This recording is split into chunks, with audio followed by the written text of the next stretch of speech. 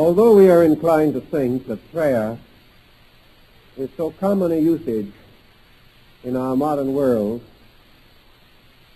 that it needs no particular study or investigation, actually it is one of the most fascinating and little-known subjects in the entire world of man's mental and religious life.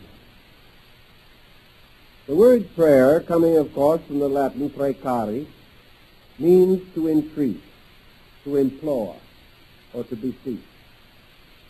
Yet in practical usage, this has not been its meaning in a great many instances. And in order to focus the subject in our modern way of life, we need some background about the development of man's concept of communication between himself, nature, spirit, divinity, powers, and perhaps the deity itself. All of these stages and steps, all of these different attitudes are of concern to the anthropologist and the ethnologist because they bear upon the rise of human culture.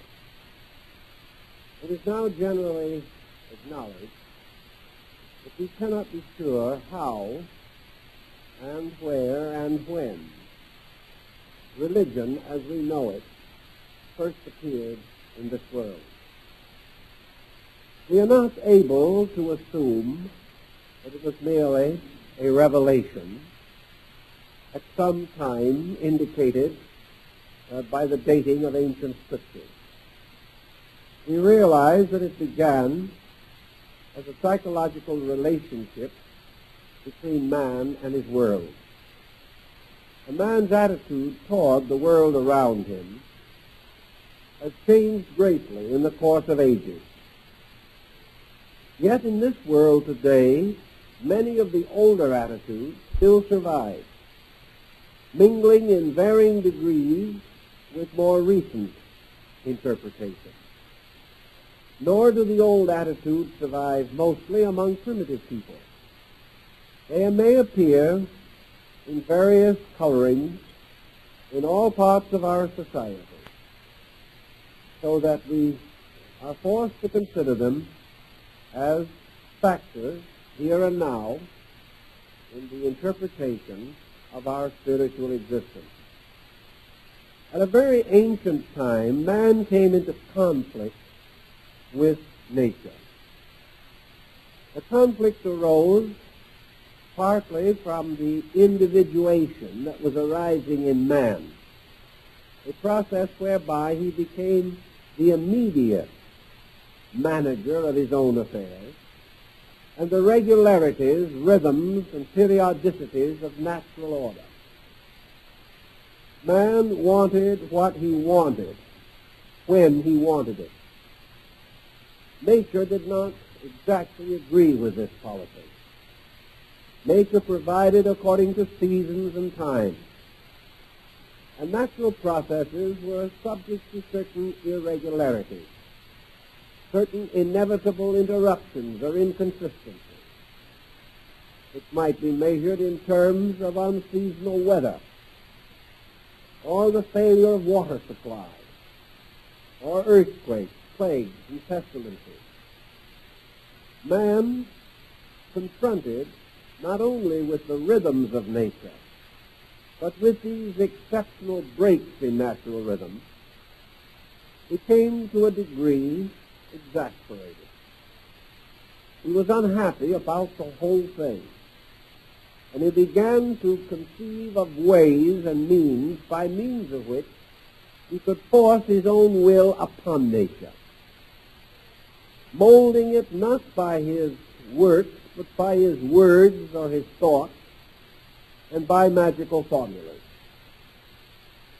At the very beginning, it seems that man's religious relationship with nature was a relationship with himself primarily. Thus, in primitive tribal customs, religious ritualism is what we would term non-directive. The rain dance calls for rain. Really does not care very much how the rain arrives or where it comes from. Ritual was man expressing his own needs, but not originally directing these needs toward any particular deity or any particular structure of religious hierarchy or pattern.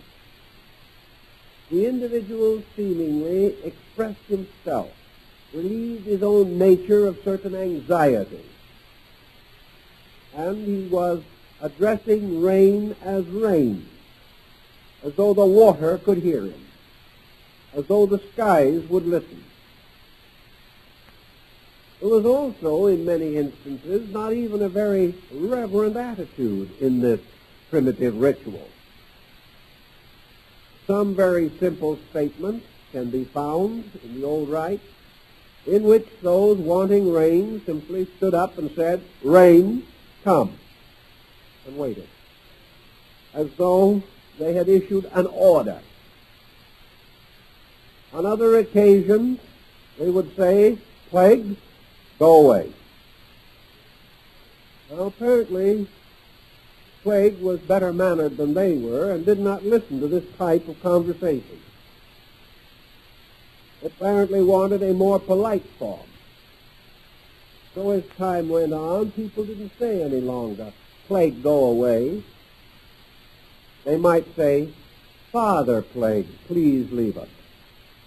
Plague now became involved as a being, and antiquity inevitably personalized everything. Finally, rain became a being. Wind became a deity. In some parts of Asia, a rather sprightly gentleman with a large bag on his back filled with air. All these concepts became personalized, and the individual more and more addressed himself to these personifications of attributes. He spoke to rain as though it would answer, as though it understood, as though it could be affected by his thinking. At this level, we have a theological problem of considerable delicacy, because actually prayer can only be understood when we estimate the relationship between the person praying and the object to which the prayer is addressed. If man turns himself to an infinitely superior being, one who is all-knowing, one who possesses all powers and all means for the accomplishment of ends, then man naturally addresses this superior, this infinite being, in a manner indicating human humility. We cannot force ourselves upon that which is infinitely greater than ourselves. We must petition. So if the concept of deity was that of a remote, all-powerful, all-perfect being, then prayer took the form of supplication or entreaty. But there were many times in our spiritual life when deity did not occupy this relationship to the human mind, when deity was not infallible, not infinitely remote. Deity was rather a very close and proximate being, with attitudes and temperament much like that of a human being. Under such conditions, man bargained with God. And there are a great many people today who do the same thing. They sit down as they might with another businessman and try to work it out, arbitrating some program which can go all the way from a most childish effort to barter, and a means so dignified that its essential structure is lost sight of. If, for example, we light a candle when we pray, we are in a measure bargaining. We are making an offering for which we expect a dividend. If we say in our prayer, if this prayer is granted, I will do this, that, and the other thing, then we are also bargaining. I know many cases, actually, in which individuals have said, by way of prayer, if you will take this sickness from me, I will be good from now on. This is bartering, although it is done in a nice way. Or if we say, if this misfortune is removed, then I will contribute to some worthy charity. This type of thinking and praying is not unfamiliar in our day. It represents the fact that we agree to give something if we get something. Now, this might look as though it was a rather nice modern invention, but it is really a fine old established custom among the Australian bushmen. So we are not especially rare or rich in our particular attitude. At some time, also, we developed a kind of superiority complex in primitive days. And we began to take an attitude of man over nature, later to be developed into the concept of mind over matter. For that is exactly what its substance was.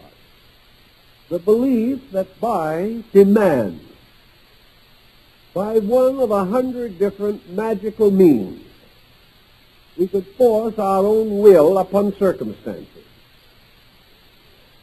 Anciently, we hardly had the self-confidence to do this without some recourse to magic. But later these magical methods became merely philosophical conviction or defenses of policy. But we gradually developed this idea that we could change the outer surface or lightness of life by demand, supported in any way that we might feel that we are entitled to support these demands. Also in this time, we began to develop in early non-Christian faith this curious concept that man was a unique creature. This concept very distinctly and definitely influenced prayer. In ancient times, particularly in the theological periods of history, man was not regarded as a generation emerging with nature. He was not the highest of the mammals, as we categorically classify him today. Man was something apart. The world was made for his convenience. The stars were hung in the sky so that he could see at night. Everything centered around man. All other creatures were merely to serve him. Some to supply him their bodies for food or their skins for clothes. Man had no responsibility. He was a kind of a little autocrat on a desert island in space, entitled to anything that he could get, and perfectly privileged to do as he pleased with everything he had.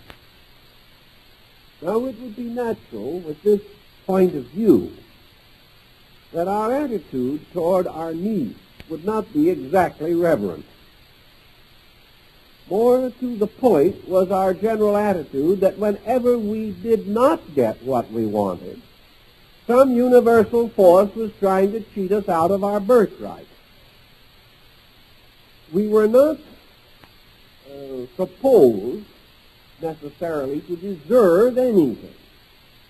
We were supposed to reach out and pick it from the tree. If some wind blew it off before we could pick it, and we were left without this particular desired object, then the bottom was out of the universe. And we turned to the universe not to ask, but in anger, to reprimand nature. for having failed to provide us with what we wanted. Our attitude was therefore what we might call childish. We looked upon nature as merely existing as a great mother servant for us to use as we please. It didn't take long to develop from this a rather highly evolved and involved ethical concept, namely that man was created by God with the right to have anything he wanted. If he didn't have it, it was simply because he hadn't asked for it loud enough and long enough. Also, if he was not able to enjoy all of this world's good, it was no matter of his own character, no problem involving defect in himself. He simply had not demanded what he wanted, and he had not gone out and taken it. This led, of course, to a number of complications, including the justification of war, rape, and pillage. It became more or less the basis of the more refined utterance of some of our, to the left of center political parties in the last century. The world owes me a living. The world owes us anything we want. And we may go as far as to say that certainly we should be entitled to it, but no matter what we get, would hardly pay for the inconvenience of being here in the first place. Actually, under such conditions, prayer more or less merely became an affirmation of our own conviction about something. It lost all entreaty. It lost all sense of our own dependence or our own need. It simply became a positive statement of what we wanted. And then we waited breathlessly for it to arrive. If it did not arrive, we changed to another denomination that could deliver more quickly. These policies men have played with for thousands of years, trying to work out a proper and reasonable attitude toward the needs of life and how to acquire them. Further than this, you have to realize that most ancient religions were polytheistic, and while we do not reasonably like to admit it, much of their philosophy and tradition has descended to us, to our own faith and to our philosophies built around different faiths. In polytheism, we began to develop the idea of specialized deities. Deities held control over certain attributes of nature. There were gods of all degrees and levels, visible and invisible. These deities had some relationship to a great over-hierarchy. Most of the more advanced religions assumed that this over-hierarchy was finally and ultimately suspended from a single divine power, but that deity, manifesting through creation, manifested through orders of life, many of these orders superior to our own, and constituting the hierarchies of St. Paul. It became, therefore, important to worship certain deities for certain purposes or with certain ends in view. In ancient times, the guilds or the great corporations of workmen had their own deities.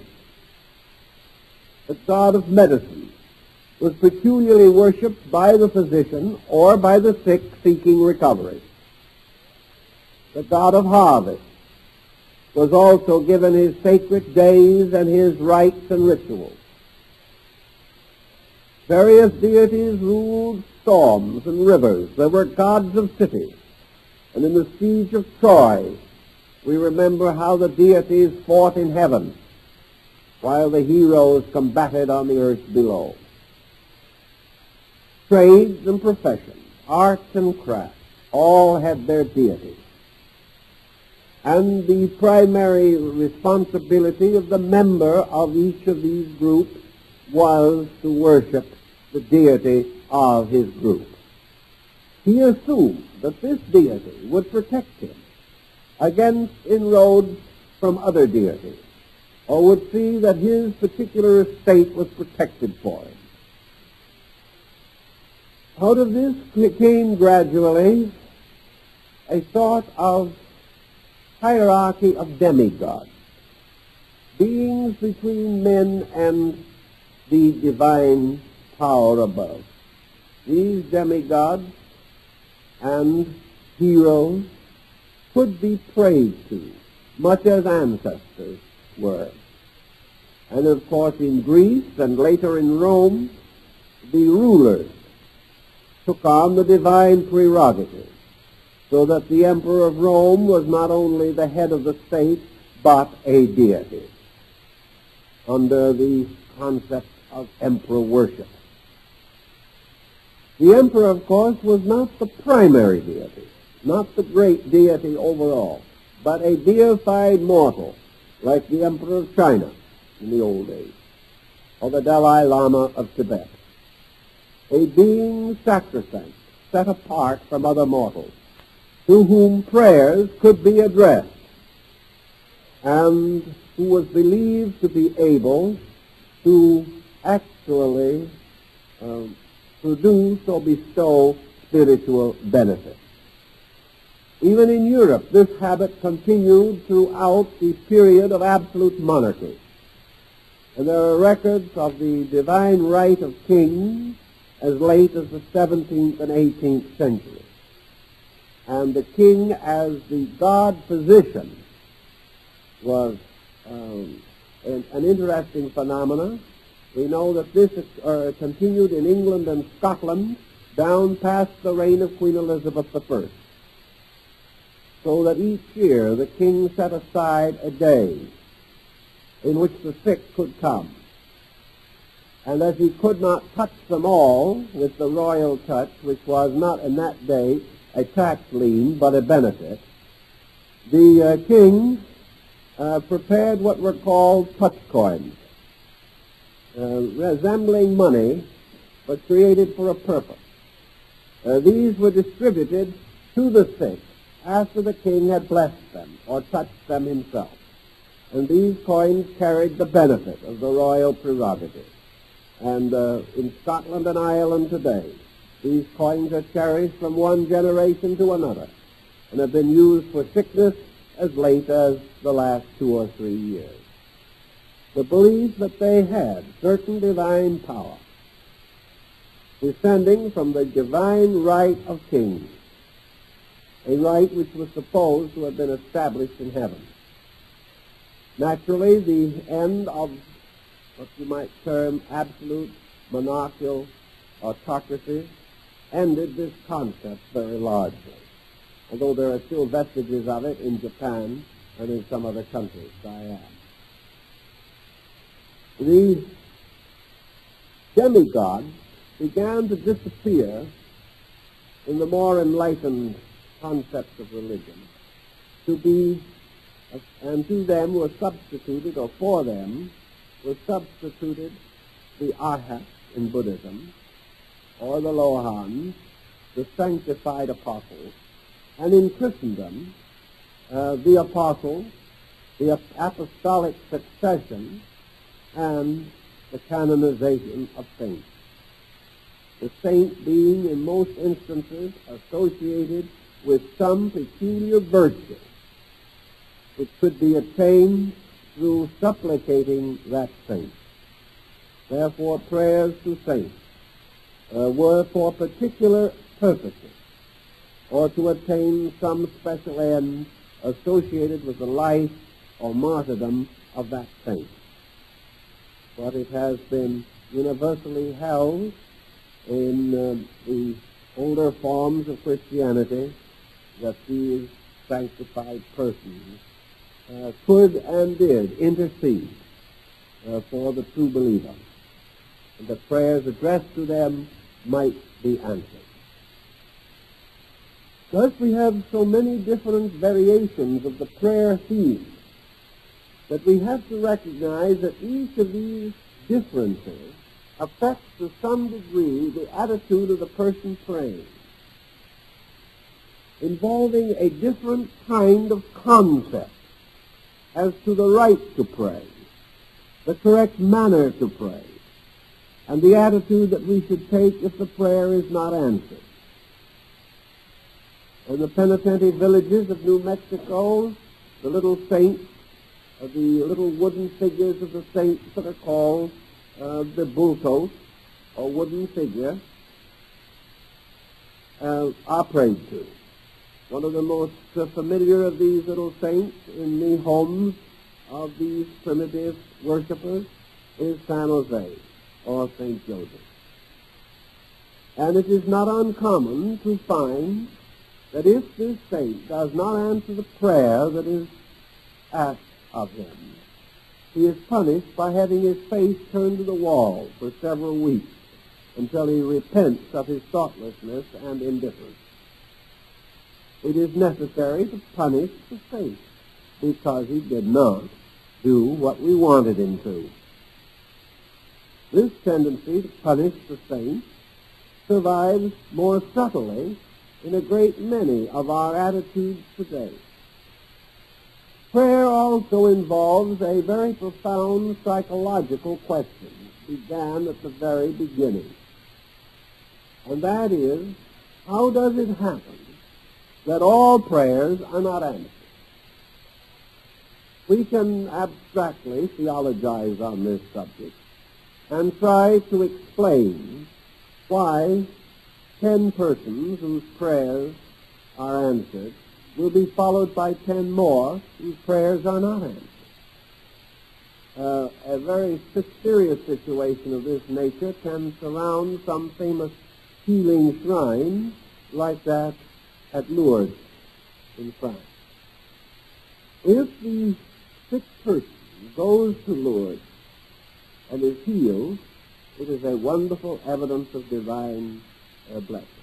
But supposing he is not healed, the philosophy of prayer must be large enough to explain this peculiarity. And this peculiarity, obviously, was noticeable from the very beginning. Sometimes prayers produced the desired result. Sometimes they did not. Now, there were many explanations offered for these differences. Some groups held that the deities to whom they prayed were too much like themselves.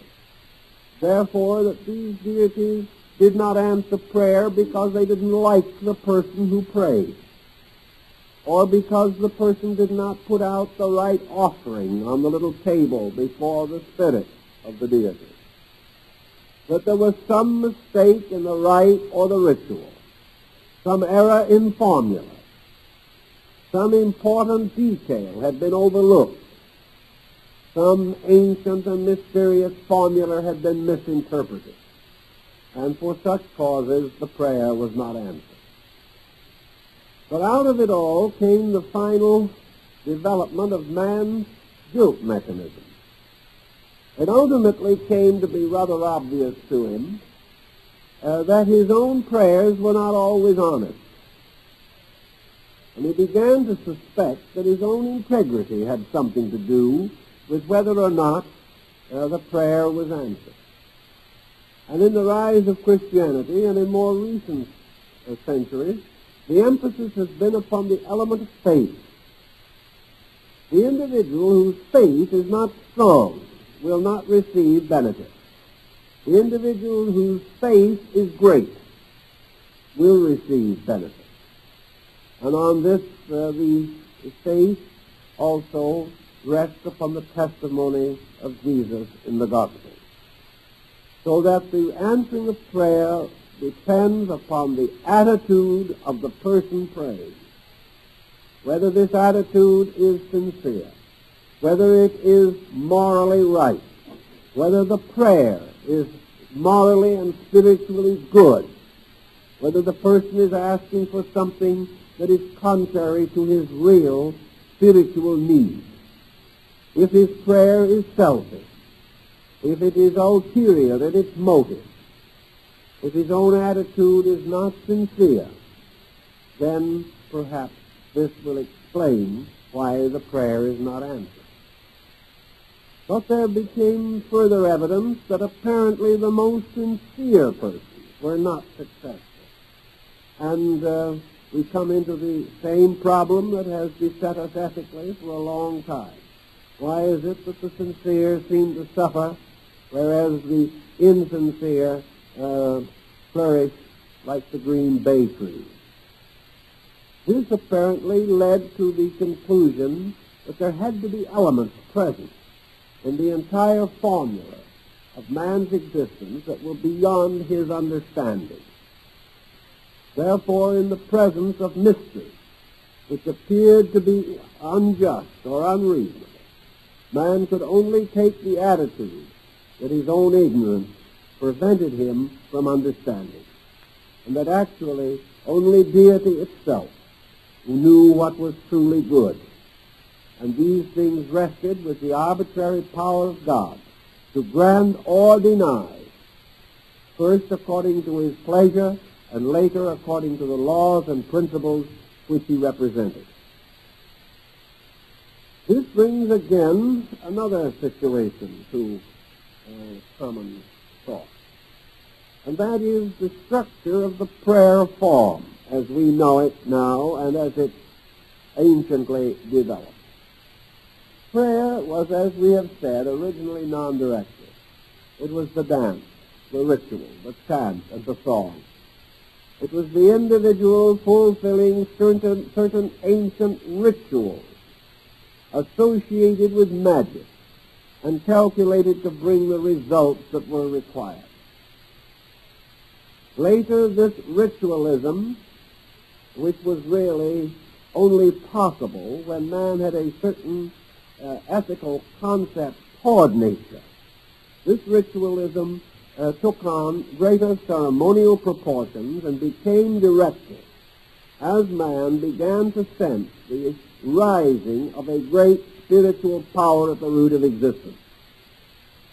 When man became conscious of a God separate and apart from his own concept, when he began to realize the existence of a universal parent principle above and beyond the small and passing interests of man, then the relationship of the dance and the magical formula to this deity changed, and we begin to find the rise of the spirit of entreaty.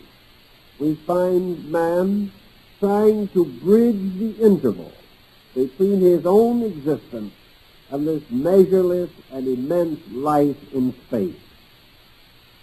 Man early believed that the final residing place of the supreme power was space, the air around him. If deity was all-knowing and all-aware, and deity was all-available at all times, then this deity had to be azonic. It had to be a power that did not reside in one place, but resided everywhere. It had to be something near but unseen. And as the Incas of Peru realized it, they performed a religious ritual of honoring God by kissing the air as an indication that they believed it to be his residing place, or where they could reach to him. Thus words spoken into the air, songs sung into the air, dancing with music, the beating of drums, vibrating through the air. These were means of communicating with the divine power. Also incense and smoke of offering rising into the air was raised and lifted up unto the nostrils of the Most High.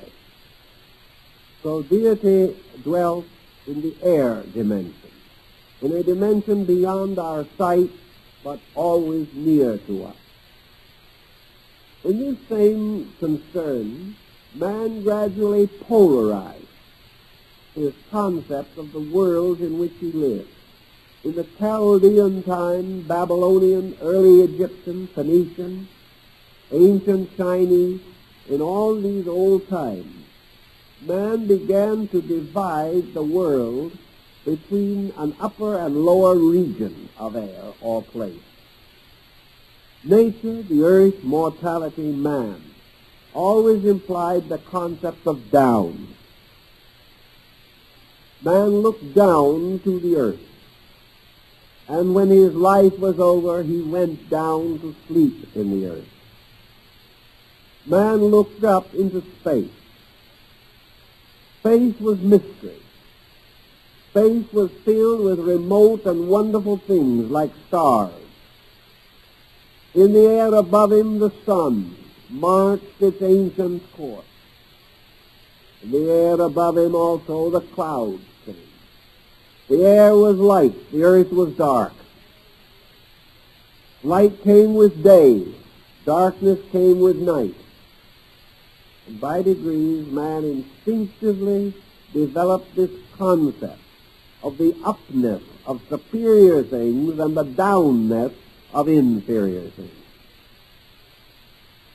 Way back in the days of the Chaldeans and Phoenicians, therefore, men lifted up their eyes unto the hills from whence cometh their strength.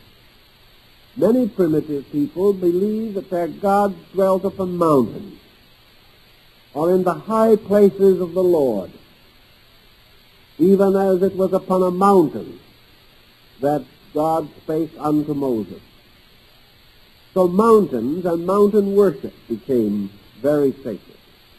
And the concept of the world mountain, whether it be Olympus or Meru or Sumuru, these mountains, like Kalasa, the abode of the gods of India, had at their tops and highest parts invisible temples, forever clouded and hidden from the view of men, where dwelt the immortals. Men thus began to pray upward. They began to raise their hands in supplication. They began to address the air or the sun, or like the devout Muslims, they faced Mecca and raised their hands to the sky.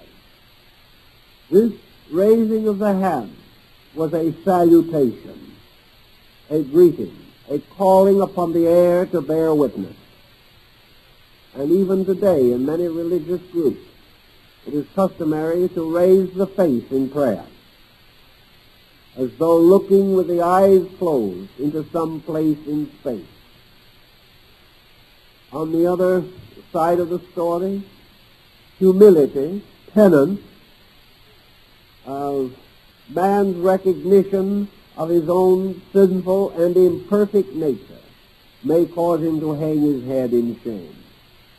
Therefore, prayer in which the head is lowered is inclined to indicate humility, regret for offense, humbleness, and that the individual hangs his head as a criminal before the judge because he has sinned and because he is asking for forgiveness for the frailties and limitations of the flesh.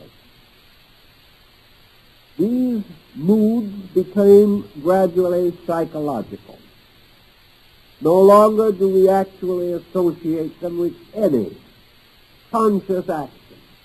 We simply fall into traditional forms and formulas. Things have always been done this way. Therefore, we continue to do them this way. Prayer, however, gradually divides in our thinking between man raising his eyes to the light, a man hanging his head in despondency and chagrin. These two moods have always distinguished the basic elements of our attitude toward prayer in religion. Beginning with the Protestant Reformation, there has been a drift away of the churches from the use of prayer as an instrument of healing.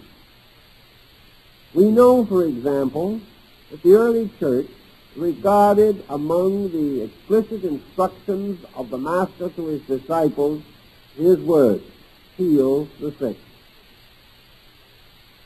For the last 500 years, however, such healing has been either through the intercession of saints or through sacred places like Lourdes or the shrine at Guadalupe, or perhaps in a lesser measure through congregational prayer, sometimes included in Protestant services when a member of the congregation is stricken. But the formal concept of religion as a healing agency and the development of the admonition of the Master to his followers, these procedures have been generally and almost totally neglected. One of the reasons for the neglect has probably been the rapid rise of our materialistic sciences, and also the rapid division between the arts of medicine and religion. In ancient times, there was no such division, and therefore the priest and the physician were frequently the same person. More recently, however, the division has not only been clearly marked, but a powerful antagonism has arisen between these two groups. And with the rise of science, the attitude of learning in general has not favored the continuance of any mystical type of healing. Man has been taught to depend more and more upon the pharmacopoeia, upon scientific methods of combating disease. I imagine that in the course of the perspective of future centuries, we will find that the 19th century of our era was the dividing line. For in the 19th century, materialism sort of hit bottom. It descended as far as it could into a state of sophisticated isolation. Learning separated itself from almost every intuitional and mystical attribute of human character. We became so fascinated with the exactness of scientific procedure, we forgot that this exactness can be, and usually was, extremely sterile. It's not much comfort to us to know the exact reason why things go wrong. But what we are more concerned with is the exact method by which we can set them right. It consequently follows that we learned a great many facts, but many of these facts had little effect upon our happiness, our health, or our peace of mind. But the broad attitude which accompanied this factual approach worked a hardship on all. It worked a hardship upon our health as well as upon our internal conviction. So by the end of the 19th century, we began to revise our thinking. And with the rise of psychology, we entered into a new era of interpretation concerning things once held as religious or mystical or mysterious. It gradually dawned upon us that all of the reports of the past dealing with the power of prayer, that these were not all imaginary. Of course, in the medieval period, we always had the devil to blame for trouble.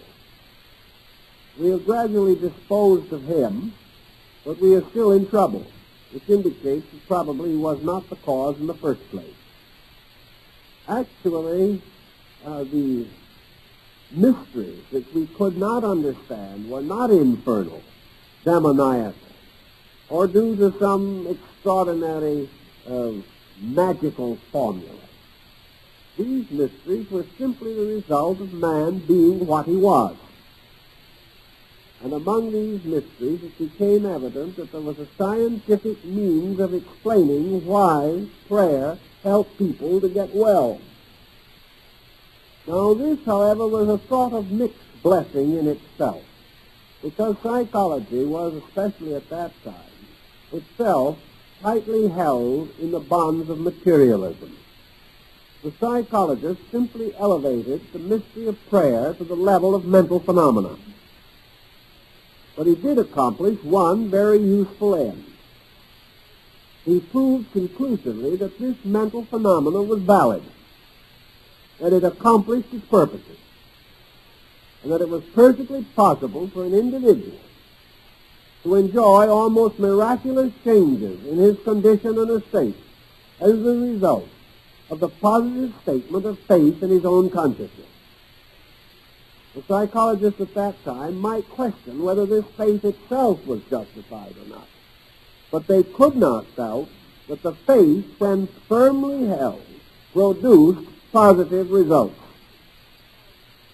This, however, still left the whole subject as one no longer of magic, but of autosuggestion, of the individual influencing his own conduct and setting up a pattern whereby, through the increased confidence given to him by the belief in prayer and by the survival of the magical ritual of addressing his needs to the mysterious air around him, that actually he was helped, that something happened, things changed. And the psychologist said, yes, they changed, but the change was due to the change in you.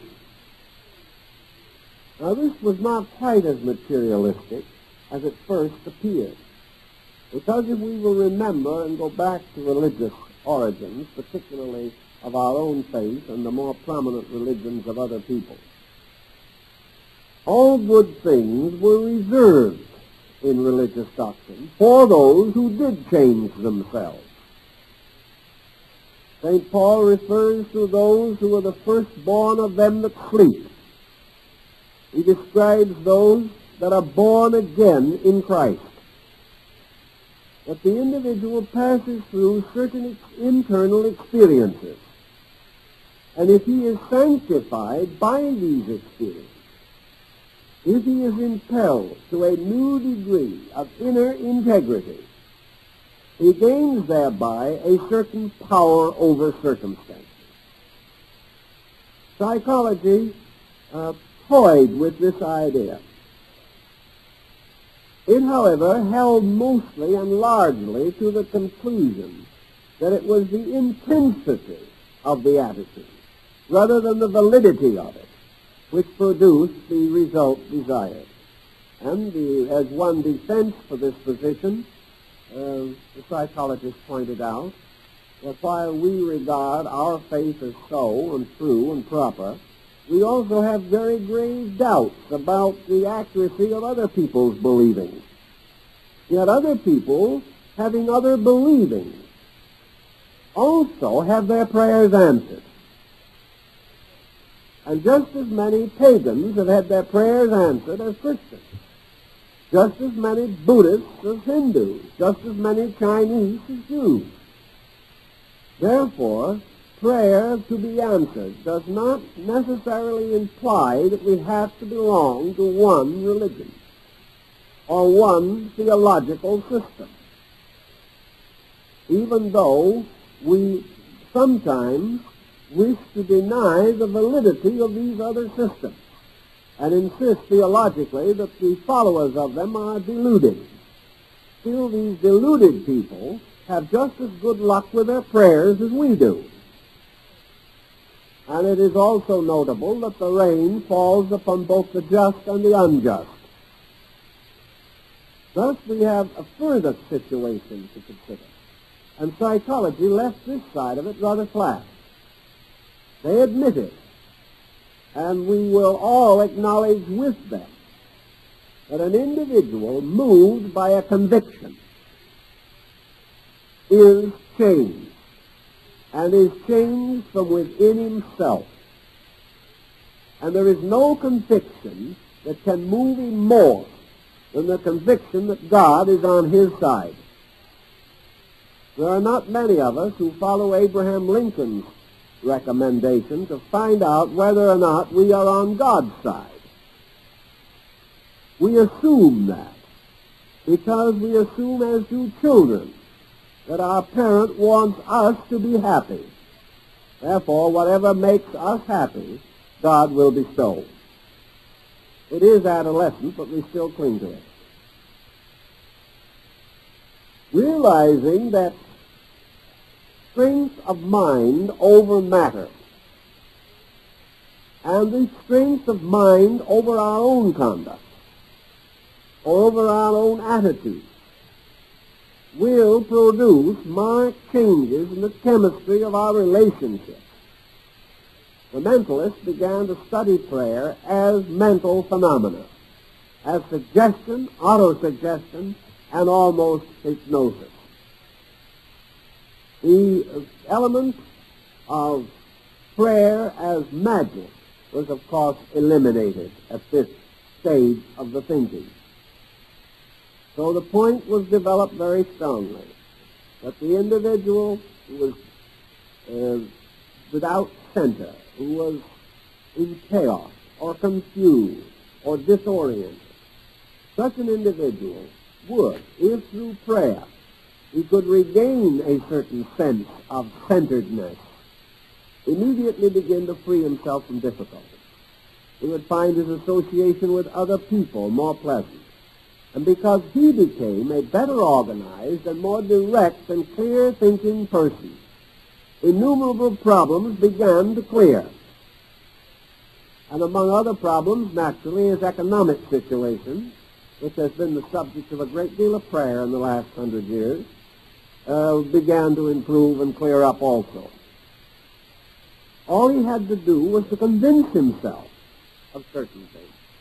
He had to convince himself that God wanted him to be happy. He had to convince himself that God wanted him to be rich.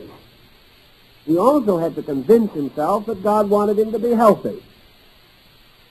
If he could achieve these ends in form of conviction, then he was in a good way to achieve many of the things which he desired. Ethically, the weakness in the whole situation lies in the fact that we have no evidence that deity wants these things. We assume, however, that because deity is good, deity wants us to have what we want. The question as to whether this is good or not does not come into the subject at all. What we want must be good. What we do not want must be bad. Thus, for many years, prayer and associated religious contrivances began to get rather selfish and essentially self-centered. Psychology began to experience the reaction of this in its own cases. It discovered that people, taking various attitudes which are comparable to prayer, and intensely expecting, which was this phase, no longer beseeching, but expecting, that when these people got what they expected, they merely got more trouble. It did not work out well. The individual believed he had found a magic formula for success. But this success did not touch himself. This success was without humility. It was without this basic beseeching, which was so large an element in the entire history of prayer from the very meaning of the word itself. The word prayer does not mean demand. It means to entreat, to beg, to ask. But through various philosophies, we elevated ourselves to such a near kinship with God that it was no longer necessary for us to beseech anything. We could talk it all over man to man. That was our trouble.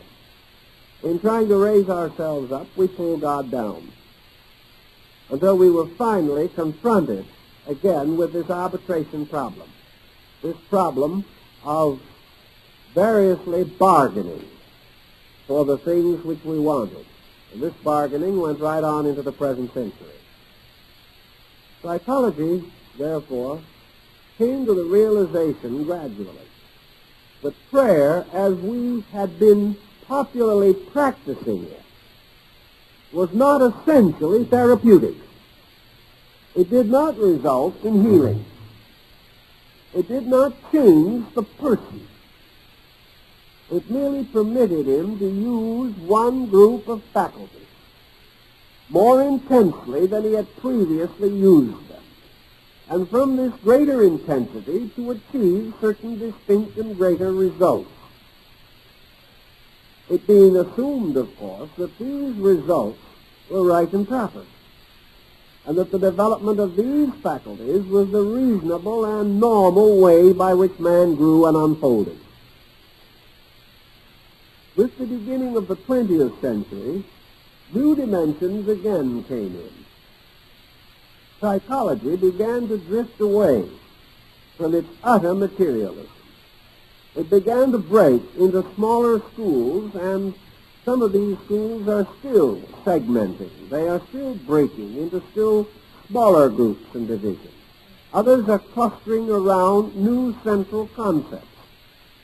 But out of it all is gradually emerging probably the most philosophical attitude that we have in general today, namely that there can be no permanent improvement in man without certain interior changes in man. But the individual simply cannot will his way to reality or will his way to safety. He may be able to add to his means. He may be able to force himself into some situation not otherwise immediately available. But regardless of where he goes, what he does, what he has, he still remains pathetically what he is. And what he is not satisfactory to anyone involved in this problem. In the last 25 years, wars and depressions have resulted in a strong restatement of basic religious convictions. And in the last 10 years particularly, the reintroduction of healing into the structure of Christian religion has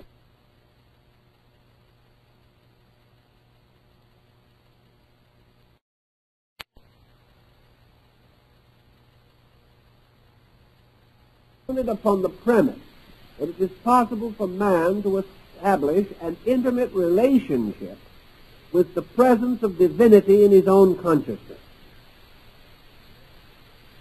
The more advanced people become in the prayer phenomena, the less likely they are to turn this prayer toward changing outside things.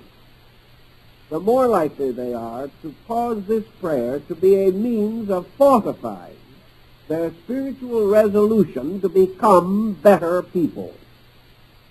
The prayer mystery, as we find it in the early Gospels, is that its purpose is to inspire the person to be better, and by the healing of the illnesses in his own psychic nature, to relieve himself of the outward manifestation of these illnesses in the form of misery, sorrow, and pain. Thus the man who conquereth himself, who establishes his own spiritual integration, becomes in a sense superior to the problems which exist around him, but not because he has taken an autocratic or despotic attitude toward these problems and resolved or demanded that they be removed. The next question that arises with this whole situation is also clarifying itself gradually as man's general knowledge enlarges. Is prayer, as we know it, as a simple and devout statement, is prayer a force? Does it have a validity, a dynamic of its own? Is it merely something that man strengthens with his own determination, with his faith, and with his acceptance? Or does prayer phenomena actually have a living vitality of its own. The turn of the century, the scientific mind would have rejected such a possibility almost completely. Now, even the more hardened scientist is not quite so sure. And the tendency today is to admit that there may be a definite vitality in the prayer procedure, if that procedure is correct, and if the elements involving the process are right in themselves and according to the laws governing such phenomena in life, laws which we do not understand too well, but one of which apparently, at least dimly, is to be perceived by us, namely that selfishness makes all things go bad. That we are beginning to sense beyond any reasonable doubt. The rest is not quite so clear. Nothing has contributed more to the recognition of the possible existence of a spiritual energy or vitality in space than the development in radio and the consequent development in television. Here we have come face to face with the reality of an invisible energy that is not only present, but when the proper equipment is established, can be caused to reaffirm itself, either through sound or through visibility. Thus we have now the proof that we do not have to see a thing in order to say it is there. Invisible energies and rays that we now know exist move through this room. And though we cannot see them, we cannot deny them. Thus, the possibility of the reality of invisible has been brought very strongly home to us. Another department of thinking has also added to this, and that has been gradual experimentation in the field of psychic phenomena. This experimentation, as expressed through the extrasensory perception researches of several men, has come to be of general interest, not only to the layman, but to the scientist. And there is a large group of scientists today convinced that extrasensory perception is true, and that means the reality of varying degrees of clairvoyance, thought transmission, and the projection of thought to persons or conditions at a distance, and the anticipation in the mind or in the consciousness of events which have not yet occurred. These and other forms indicate a larger area of human experience than we have previously recognized. Thought transference in itself means that the mental energy of an individual can be transferred to another individual or can be picked up, as in the case of a radio wave, and that the second person or the receiver can reorganize this thought impulse into its original meaning and register it so upon his own consciousness. If there be, therefore, any transmission of energy from one person to another along lines of mental or emotional intensity, then we have every reason to assume the power of collective mental energy upon any situation or condition that arises. We also realize that the more powerful a broadcasting station, the wider its range, the clearer its image, and the more it is likely to overcome the interference of weaker stations. We therefore also recognize the accumulative power of collective thought, and the possibility that this accumulative power can be responsible for a number of phenomena which we have been attempting rather inadequately to explain in other ways. We also have a reason and considerable evidence to support the concept that cumulative or individual thought is not nearly as perishable as we assume. A thought that moves out from us into space does not necessarily evaporate. Thought in all possibilities may survive the body, and the thoughts of men may factually and actually live long after them, not on printed pages or in the memories of others, but as living forces in the world itself. So if the recent researches continue as they have, and there is every reason to assume they will, there seems no slowing of the pace. In fact, it is getting more exhilarated continuously. We are moving into a universe in which the exchange of mental and emotional energy by projection of thought and feeling may well become an orthodox and well-known fact. If such occurs, then we have the logical and proper grounds for realizing that this means of communication, or this means of dissemination of ideas, thoughts, or knowledge, is not limited to experimental endeavors, but that across this interval, these waves can transmit innumerable types of impact, and that this impact will be received not merely as a do so or do not so impulse, but as a very powerful experience impulse.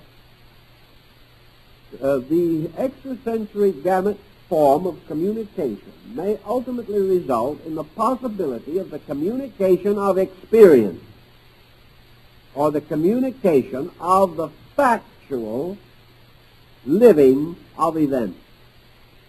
That the individual will not listen or look, but will feel totally within himself, and will therefore actually experience what others have experienced.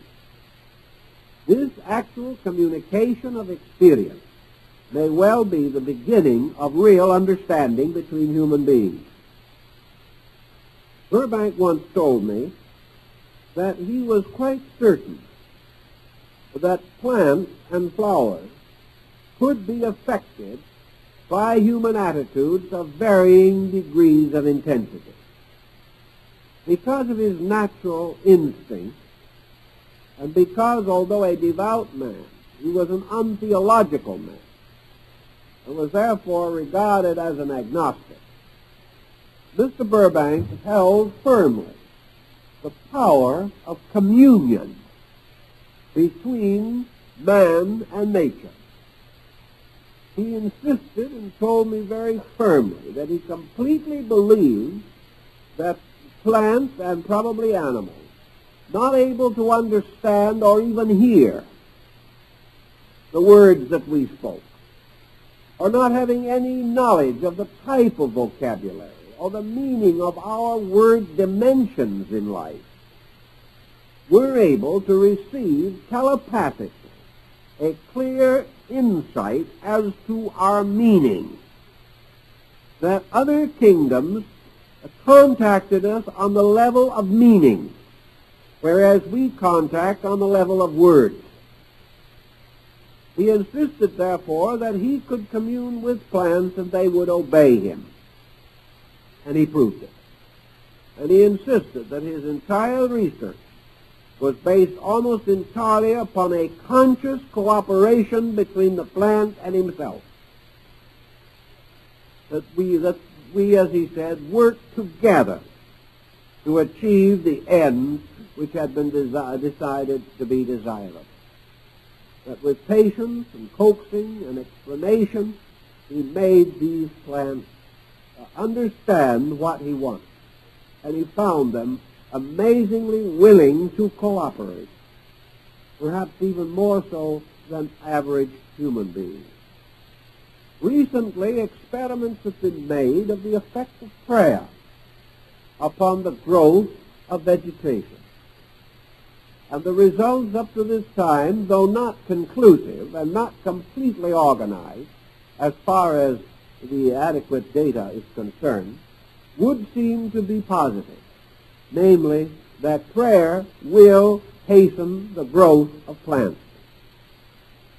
Now, does this mean that it is prayer that is doing it? Or is it, again, this communication on an extrasensory perception level? Is it communication? Is it transfer of energy? Is it man bestowing a certain vitality from himself upon that plant, establishing the rapport between himself and the plant through the conscious focusing of his attention thereon? What is the source of the energy that flows to the plant as the result of prayer? Is this energy actually bestowed by deity? Is this energy made available to man by some mystical or magical pattern of prayer? Or is it the result of man's own communication of life purpose or life meaning to the other kingdom?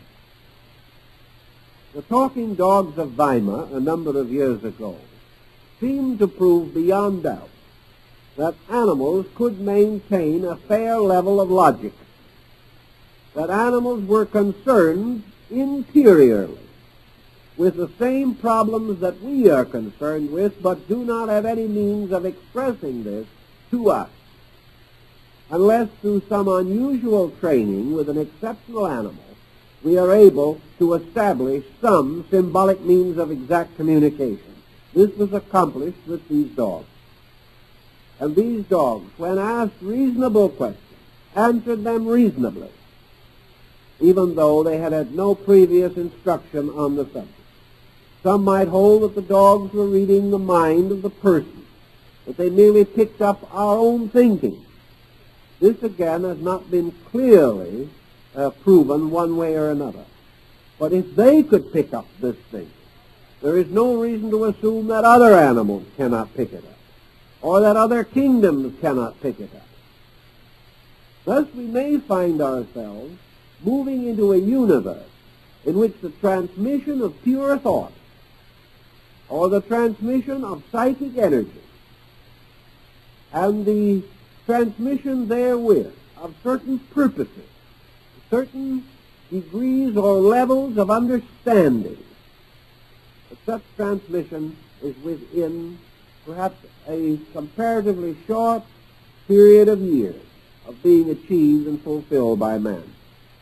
There is also evidence that man's interior mental and brain structure are suitable for such acceptance and such transmission, and that there are undoubtedly areas in the brain available for new functional purposes beyond any that we know at the present time.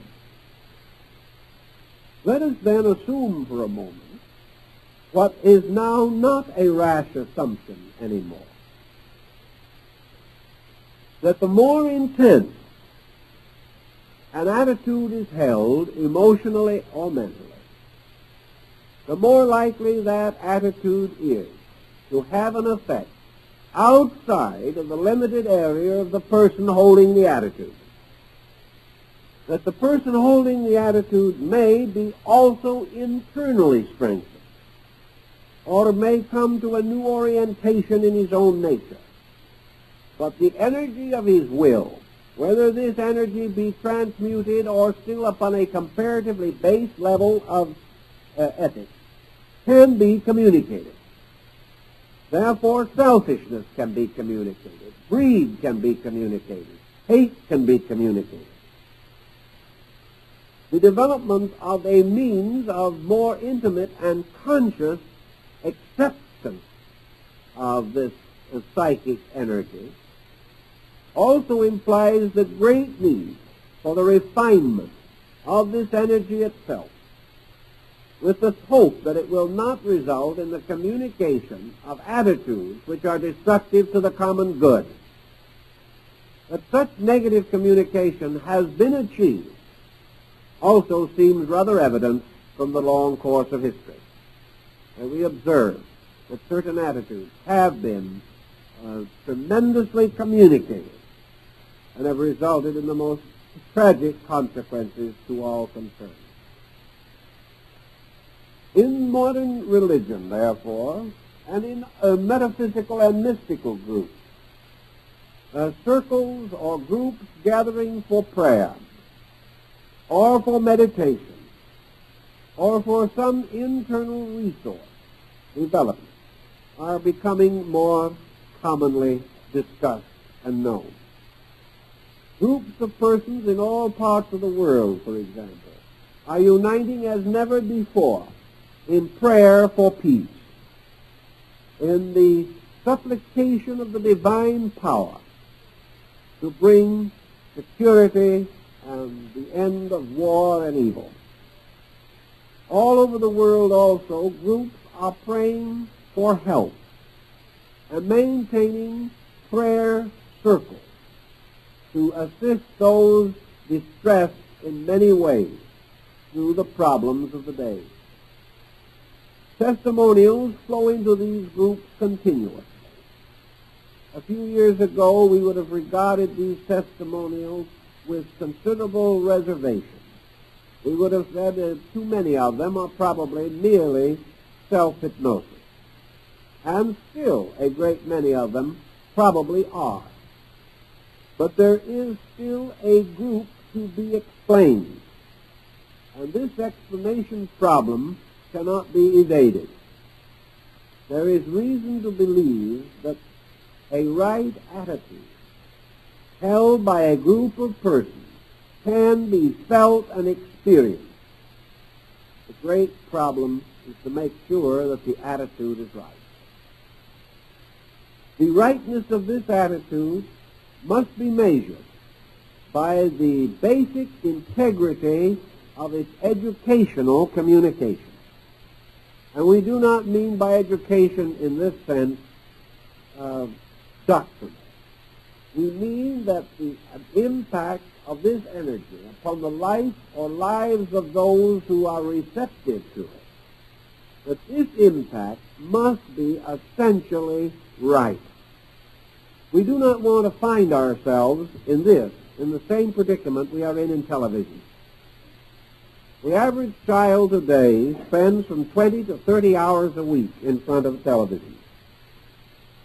It has become the greatest single force in his life because of his receptivity to it.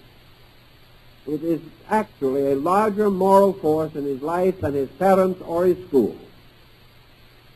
Yet what is coming across these waves is far from desirable in the majority of cases. And when we start the transmission of pure mental energy, we may be subject to exactly the same difficulty. We don't want the strong-minded criminal contributing to the general delinquency of all mankind. Yet how are we going to reduce or release these barriers which protect us from the mental lives of other people without being influenced by the bad as well as by the good, without receiving negative waves of vibration as well as positive waves? Always these discoveries become a new challenge to our own integrity. We have failed miserably in the television challenge. Can we be expected to do any better on a telepathic level? There could be nothing more disastrous than the breaking down of our barriers by means of which we protect ourselves from mental energies which we cannot digest. There could be nothing more tragic than to break down such barriers and expose us naked to our enemies, which would be just about as serious as the line in the Shakespearean play of Henry VIII would indicate. This means two things. We cannot prevent the motions of progress, but every progress becomes a burden to our spirit, just exactly as the development of atomics has brought with it a terrible fear that is wrenching at our hearts and souls. Any enlargement of our faculty perception will not guarantee the integrity of those perceptions. We may develop and intensify faculties, but this does not mean that we dedicate them, or that they are bound to principles able to preserve and protect us. Thus, each new step forward becomes a dilemma, and we move from one dilemma to another down through the course of history. To answer this question thoroughly means to review the whole story of man's moral life. This we cannot do at the moment, but we can perhaps emphasize its particular relation to prayer problem as we sense or see it today. Prayer has two essential purposes, and we cannot divide them completely. Assuming that man, as he now experiences his needs, is seeking through prayer to achieve a mood. He is seeking to restore, by means of prayer phenomena, a positive relationship between himself and life. He is attempting to enter a state of conscious rapport with reality, with the eternal principle for which philosophy has given such terms as spirit, consciousness, truth, being, essence. Man, through prayer, seeks a correct relationship between himself and eternity. This correct relationship, so far as he can experience it today, is one of gentle humility. The recognition of his own need, the recognition of his own imperfection, the realization that up to the present time he has never known enough to be inspired to a common, united action in harmony with truth. He has never had sufficient realization to understand why he was here. He's never had sufficient courage to live according to the essential principles that he does understand. Therefore, his need at the moment is so real, and his own position is so inadequate, that as far as facts and essence are concerned, he is in a position of entreaty. He is not asking, however, to be saved from himself. He is not asking to be preserved in violation to law. He is asking to have the insight, the understanding, and the spiritual integrity to know what is right and do it. Therefore, his prayer is that he shall be conscious of the divine plan as it relates to him and to those of his kind and to nature around him. He asks that he may have insight into the law, which is the will of God for its creatures. And out of this insight, he asks also the internal moral support which will assist him to live what he knows and to keep the faith that he discovers. Such kind of internal prayer, silent prayer perhaps, meditational prayer, is consequently intended to create a mood in him, a movement of his own spiritual nature, a relaxation away from worldliness, a temporary separation from outwardness, and from all the pressures and selfishness which moves the external world around us. He asks to have the power to know, which means that he has to become receptive. He has to beseech. He has to ask. He has to need. He has to pass through certain experiences in which he comes finally to realize that without interior strength his cause is lost. and that this strength must come from a power superior to himself. This recognition, this relaxation toward God, is expressed by means of entreaty, not by groveling, not by the same abjection with which the ancient people mutilated themselves before the altars of their gods, but certainly a dignified and gentle statement of real need and of earnest desire to meet that need, and the recognition that the supply for the meeting of that need must come from a divine source. Thus, entering into a comparatively relaxed state, the person opens himself to the inflow of a mystical energy which up to now he has not recognized and not permitted to have its perfect work in him. His own mind and his own attitudes also become sources of energy movement, and he locks himself by his attitude, creating walls of defensive energy through which the natural motion of life cannot come. Opinions, attitudes, prejudices, these are actual living walls of energy, negative energy.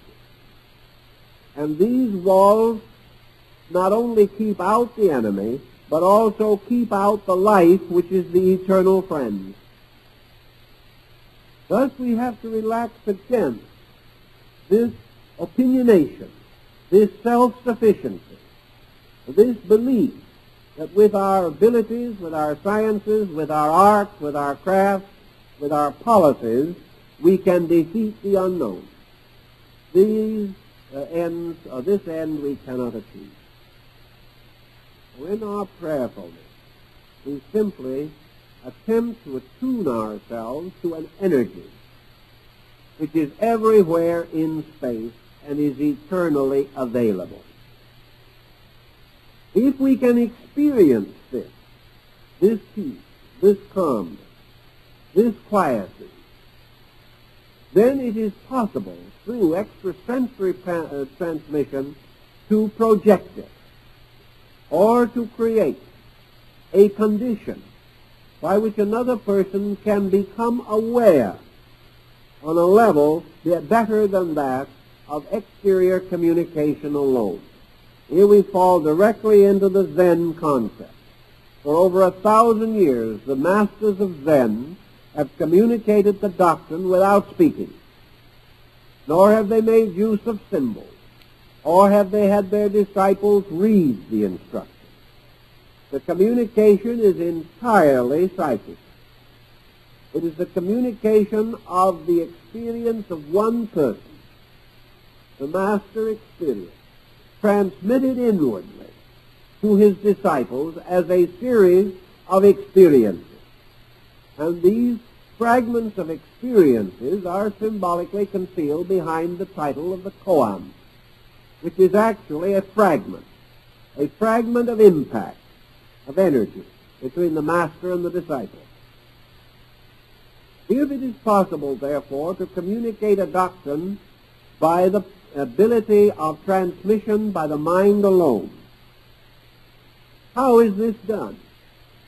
If the mastermind, the teacher, the Zen master, projected a positive, dramatic, despotic attitude, he could overcome his disciples' resistance by something resembling oratory, if it was spoken word, or by debate, or by dispute, or by the hypnotic force of a command which could not be resisted. All of such methods are wrong and would never be used in the transmission of true experience. The purpose that is necessary is that both the master and the disciple reach a condition of the complete transcendence of themselves, the complete suspension of their own personal attitude, and in this way suddenly experience that they always have been in communication. The thing that prevented the expression of the communication consisted of two separate patterns of attitude, which in their aggressive form could not be communicated.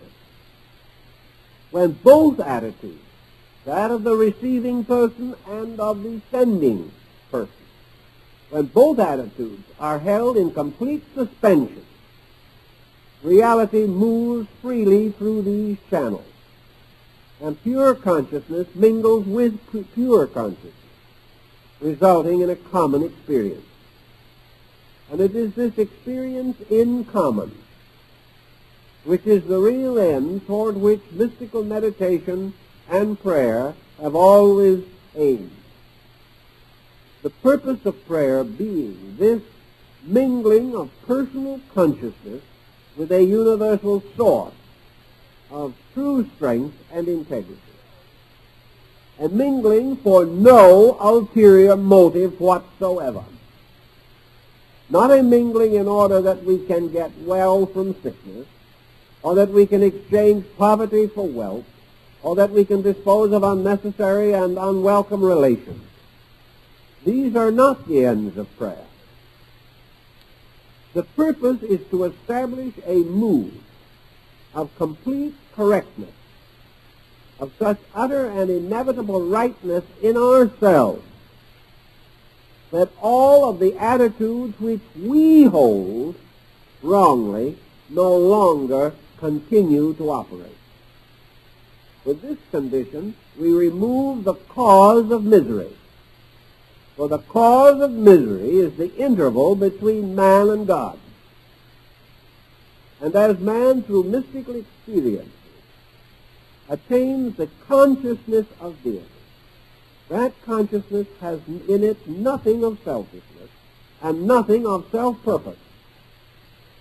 It is universal purpose moving into manifestation, with man accepting with gratitude and gentleness that which the infinite in its wisdom eternally provides. Prayer in this sense, then, becomes the possibility of reestablishing the ancient mystical bridge, and as such becomes a very prominent and positive force in healing. Healing is actually achieved in most instances by the correction of a root cause in man. Now, it is not possible nor expected that man shall achieve all things quickly. As one old sage pointed out, man has to die many times in order to learn how to live once. But the fact remains that much can gradually be achieved by proper degrees, but not by force and pressure. Thus, in prayer therapy, the purpose is to change the relationship of the individual towards his energy problem. The great thing to be achieved, if possible, is to bring to this person the power or the experience of peace, the experience of acceptance, the experience of recognizing that the interior contrition of his own consciousness is his prayer. That true prayer is to live in the state of prayerfulness. And this state of prayerfulness is the state of the eternal acceptance of God. A man cannot hope at this time to live in that state continually. But he can hope to experience it occasionally, as Plotinus did. He can hope that one or two mystical experiences in the course of a lifetime may so consecrate him that he shall know the truth of all things, not because he rationalizes it, but because he experiences it by the complete act of faith. It would be quite conceivable, therefore, that prayer in the churches and in religious organizations could gradually become a very powerful and purposeful branch of therapy. The very least that could be accomplished is that prayer would be a handmaiden upon the sciences, that they would prepare the individual for the mystery of his own recovery. They would prepare him to accept whatever services were necessary on the part of science without prejudice, without conceit, without overestimation or underestimation. And nothing could be of greater value to the sincere physician than a sincere patient who has the proper attitude with which to approach the improvement of health. The physician today has not only to fight with the bodily ills, but with the whole chain of psychic complaints, which are largely responsible for many ailments that now seem to arise within the flesh itself. No medication on the outside can solve these psychic complaints. The psychologist tries to solve them, but something essentially important is missing. And that something in the patient's experience is veneration. The patient may respect the psychologist, but he does not have the proper emotional outlet. The only emotional outlet that he may develop is dangerous, and that's transference, in which he will become overly personally attached to his physician. What he needs is a true emotional release. And this true emotional release comes through the relaxation of his psychic life into the beautiful experience of something valuable. If the person can come to believe and know that he has the power to take a correct attitude toward God, and that this correct attitude has been called prayer. It is the complete relaxation of himself away from the world and the acceptance into himself of the full impact of universal truth or principle. Through prayer, man experiences this to a measure. He experiences a little relaxation. He senses the importance of quietness. Even when he gathers with others in church, the quiet moments of prayer give him a sense of belonging, not merely to this world, but to the whole universe, which is the religious mystery. And in these quiet moments, there is a natural refreshment. There is a release from psychic stress. There is a temporary suspension of worldliness. Through the continual development of prayer, this experience can be largened. It can be made more continuous and more important. It can, however, also lead us to certain escape mechanisms which we must protect ourselves against. We are not supposed to take away from our daily work vast amount of time to use in beseeching deity. What we are supposed to do is to discover also that in our work is our prayer, and that prayer is a general attitude toward everything that we do, in which every action, thought, and emotion becomes an offering upon the altar of eternal truth. If we can achieve this type of realization, sickness will have a tendency to clear. Many ailments that have nothing but tension as a cause will very quickly respond. Ailments which perhaps have already become so chronic that they have affected the flesh, although they might have been of psychic beginnings, may respond more slowly.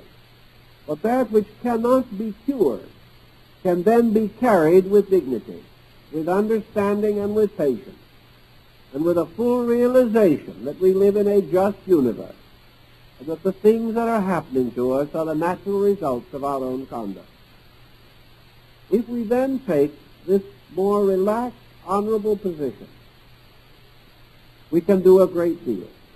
If groups of persons taking this attitude meet together for common purpose, there can now apparently be no doubt that the single effort is intensified. And that is, persons with a correct attitude and a correct understanding, if enough of them did unite in prayer, there would ultimately be peace. Not only because they prayed together, but because the prayer must so affect them that they can no longer fight each other. The prayer, therefore, is not only a beseeching of God to bestow peace, but the very beseeching is the winning of peace in ourselves. Therefore, when we ask God to bestow love, we ask a strange question, or to make a strange request, because actually deity is love. Therefore, can never deprive anything of its own nature. What we are asking is that we may experience it. And the only reason we do not experience it is ourselves. Thus, prayer must create the mood of receptivity. It is not only the supplication, but the bridge, by means of which the supplication can be caused to achieve its own end or proper purpose. Prayer can help the individual who is sick, because it will take away from him the rebellion, the tension, and the stress. It will help him to carry with serenity what problems of recuperation he must pass through.